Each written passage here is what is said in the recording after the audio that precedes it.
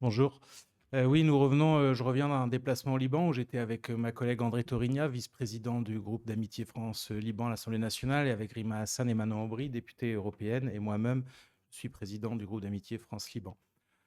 Un déplacement de solidarité, vous connaissez les chiffres, des centaines de milliers de déplacés, près de 7000 morts depuis 2024, dont, je le précise, c'est important, des milliers pendant des périodes de supposés cessez-le-feu, dont celui qui allait de 2024 à février 2026, qui a été respecté par la partie libanaise, des dizaines de villages rasés.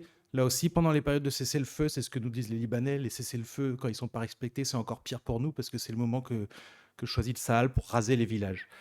Nous avons rencontré le président de la République, des parlementaires, des associations, des ONG comme la Croix-Rouge, le Secours populaire, Amel, et je veux redire l'admiration qui est la nôtre pour le courage et l'efficacité, malgré les très faibles moyens dont ils disposent, pour prendre en charge les centaines de milliers de déplacés qui affluent depuis le sud du pays.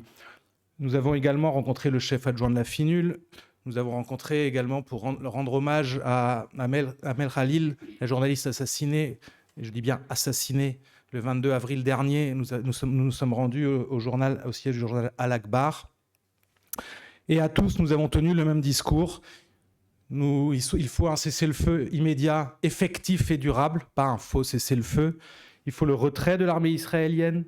Il faut en finir avec une certaine hypocrisie concernant les milices et l'armée.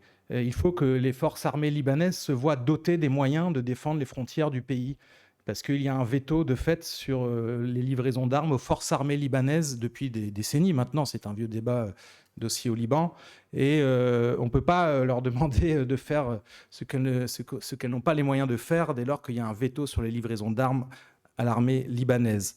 Et enfin, nous avons rappelé l'urgence, via notamment Manon Aubry et Rima Hassan, l'urgence de suspendre l'accord d'association et l'accord commercial entre l'Union européenne et Israël.